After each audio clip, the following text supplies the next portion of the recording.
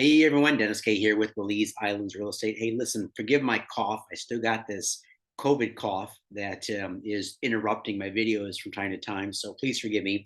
This is video number 3. So this is part 3 of 3 regarding buying and investing in the path of progress, and specifically how major hotels and resorts can anchor a part of the island and drive traffic to that part of the island, and doing so in such a way that it creates a little bit of a real estate boom in and around those areas. So, first video, if you missed it, please go back and watch it. I talked about the Margaritaville property, northeast side of Ambergris Caye. We talked about nightly rates, potential occupancy rates up there, price per night. We talked about what is available up and around that area, what isn't available, and what you might want to take a look at buying now as more and more people set foot on that part of the island and more and more people want to take advantage of owning in that part of the island. So check that out.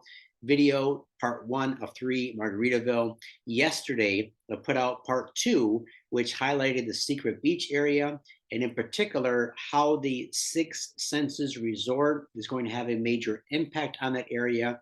And I don't believe it started construction yet, but we talked about why it's important to buy before that happens, because with each stage of development in an area, there is always an announcement of something's going in, and then we see a price bump when something starts construction, another significant price bump takes place. And then in the end, after that resort is open and running, and then we see a lot of residual happen in the neighborhood. All right, so we talked about that. We have a couple of third and fourth row lots available at Secret Beach, adjacent to the Six Senses property. So check that out in video number 2. Today, I want to talk to you about Mahogany Bay Village. This is a property that Steph and I just were able to spend a week at. Fell in love with it. I've been watching this property, guys, for a long time, and we just picked up our own lot on street number, I think it's street number 7.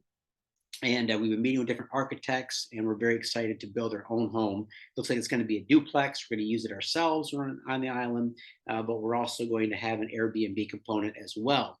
But let me just sort of going back to the theme of these 3 videos, how a major resort can impact an area more than just a subdivision of land. All right, so I can show you, I don't know if I should take the time now or maybe do it in a part 4, but as an example, a developer will go into a certain part of the island, or actually anywhere in Belize, and they might own several acres, could be 50, 100, 200 acres of property, and they might be able to subdivide that piece of land and then sell off lots at very reasonable prices. And in doing so, they're able to offer a really nice not project, because it's not a project, it's simply a subdivision of land, but they're able to offer a nice product at an affordable rate that many people can afford. So, for example, Grand Belizean Estates, Paul Maya Woods, Ambergris Woods, Grand Mayan Estates, these were simply subdivision of land. All right, they weren't promised any sort of resorts going in. There was no community. There's no HOA fees. There's no tennis courts or pools being built, anything like that. It's just an affordable way for someone to own their own slice of paradise. And those have worked out really good, both for my wife and I and for clients of ours. But another component, if it happens in some of these neighborhoods, is when an anchor goes in to sort of build a community around. All right. So, for example, yesterday we talked about the anchor being Six Senses at Secret Beach. Today, we want to talk about how the anchor has been the Hilton Curio Collection Hotel at Mahogany Bay Village. All right. So, let me kind of go and go through some of these numbers with you. We'll just pull up the website for Mahogany Bay, and I'll show you what's available in this area. All right. So, this is the Hilton.com website. The Mahogany Bay at Ambergris Caye, South Ambergris Caye. So this is located about 2 miles south of San Pedro town. They offer a beautiful product. All right. I think it's a 200-room hotel. I'm not sure exactly how many rooms. But for example, if we just go here and pick some dates, Now for sample dates in my other videos, I used April. So let's just go April here, just to have apples to apples. We'll do a 1 week stay, 1 room, 2 adults. Let's check out their room rates. So if we're looking, oh, one thing too to know, guys, is on these room rates, because Mahogany Bay also offers their private beach club on the west side of Ambergris Caye, just south of Secret Beach. They do charge, I think it's a pretty hefty nightly resort charge. I think it's like $40 per room per night for that. It's well worth it, of course, what you get for it, but that's not included in the room rates. So we look at the room rates here. We have 1 bedroom and a garden cottage for a very reasonable rate of $238 per night. We have a little bit bigger family. We have a 3 bedroom family cottage for $484 a night. And then you have a 3 bedroom for $612 a night. Those are the ones that are available. But again, if you think about it, a family or a couple who comes down and stays in Ambergris Caye and is paying this nightly rate for 7 nights, plus they have their international flights, the Tropic Air flights. All right, the type of clientele that this area is attracting is the type of clientele that very often can afford to invest in property offshore. And so what we find is that if a couple or family spends their first week ever on Ambergris Caye at Mahogany Bay, they end up falling in love with Mahogany Bay, and they would look around and they want to buy there. And so when you look at the history now and what's happened over the years, in fact, this is going to be fun. Let me just go to Google Earth and show you, because I've watched this project start from nothing when there weren't even canals in here yet to being built up to what it is today. So first of all, let's just kind of go and trim down the overlay. All right, so here you see the Hilton Hotel on a couple of these streets here, and then you have the rest of the streets, which are all privately owned. The lots are privately owned, rather. They're not part of the Hilton Curio Collection Hotel.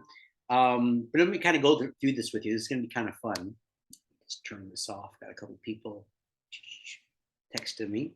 All right, so let's see if I can just dial back and go back in time. All right. So 1985, of course, kind of blurred up there. There we go. 2001. All right. So 2001, there's nothing here. All right. Look at that. There's absolutely nothing. All right. Let me zoom out a bit. There's nothing here, guys. Look at this. This is all completely undeveloped. This is not part of Mahogany Bay, by the way. This is just all a local area. All right. Look at in 2001, even going down south, you have hardly anything built down here. All right. Zooming back in to where Mahogany Bay is, check this out. All right. And of course, tiny homes, that's not there. That's just a leftover pin, right? So let's just watch as we go a little bit more in time. Again, 2003, nothing there. Come on now, a little bit more. 2011. All right, there we go. So you see the canals have been cut, the lands have been created. And then at first, the developer had the idea of putting in the boat slips going perpendicular to the property. So we started kind of cutting those in each lot. Now they're going with a couple of different designs. You can have your boat parallel to the property. And they do that when they go to build your seawall. All right. So phase 2, this is completely just in its raw native state. All right. Lagoon. But now you see phase 1 of Mahogany Bay coming together. 2016. Wait, let's go back a little bit more. I want to show you something here. Okay, so these are 4 houses, 4 concrete houses that were originally built, privately owned, and kind of just to show what could be done in the subdivision. All right, going up a little bit more, now you see the hotel start to take shape. So all this is the hotel property now. All right, so that started going in 2016. 2019, all right, you see quite a bit more construction going up, and then all the way up to see how far up this goes. I guess it's 2020. Of course, a lot more has been built since then. And since phase one is pretty much sold out now, just a couple of resales in there. And I'm not sure if Will Mitchell and his team have any developer inventory left in here. We can check. But I know they're already starting to sell now in phase two. This is phase two of Mahogany Bay Village. All right, so look at how it's grown over the years, and the hotel has served as an anchor for this area. All right, we talked about that a lot. Why would that be? Because imagine that there were just a few homes in this area, this part of Mahogany Bay. So with just a few homes, there's not going to be very many people per night, per week staying in here, liking the area, wanting to buy. So it's very difficult for an area to get momentum. Once you have a large hotel in an area like Margaritaville, like the upcoming Six Senses, like Mahogany Bay, now you have, let's say, 100, 200 people per week staying in an area that are normally qualified to buy property, to invest offshore, and a certain percentage of those are going to like it enough to want to own in these different neighborhoods. And again, if you go back and watch my first video, we have seen this happen since I started to work in real estate in Belize in 2006, 2007.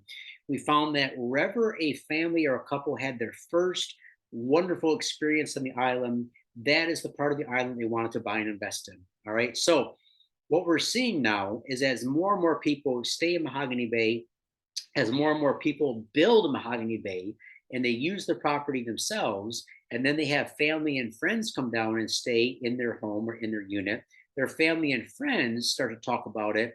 And then their family and friends often want to buy and develop in the same area where their family and friends own. It just makes sense, right? It's sort of like having a warm introduction. Look, oh, if it's good enough for, Dennis to buy, it's good enough for me. Or if it's good enough for my uncle to own property, it's good enough for me.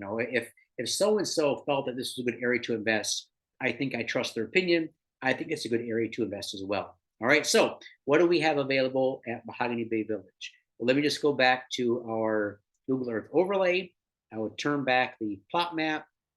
And what we have here on Street 5 are two side-by-side lots. So Street 1, 2, 3, 4, 5. And they are lot numbers 6011, so 6010 and 6012.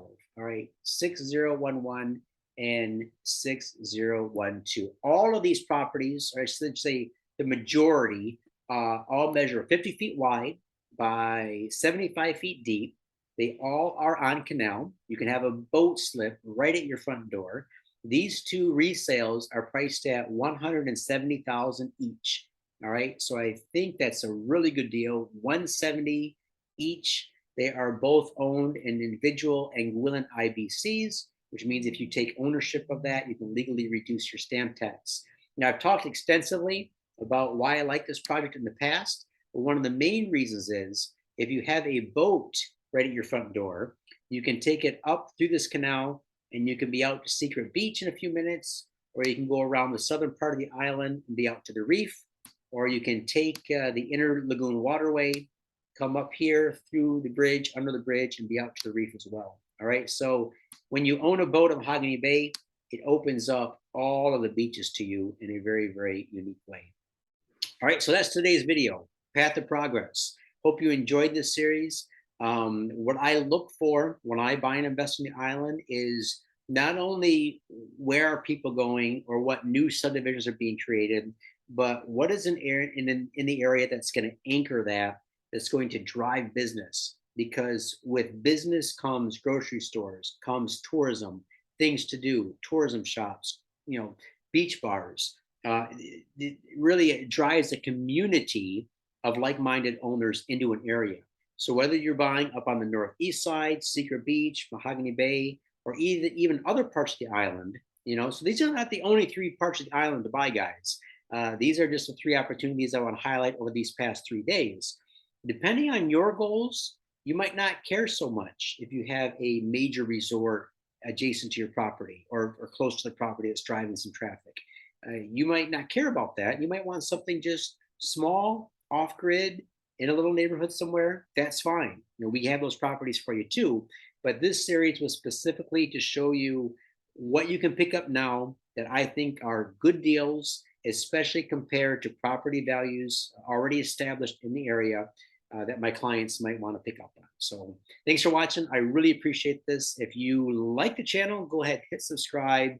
And if you're interested in any of these properties I've highlighted in the past 3 days, email me, DennisKii@gmail.com. I'll put my email address in the video description below. Thanks for watching. We'll talk to you soon.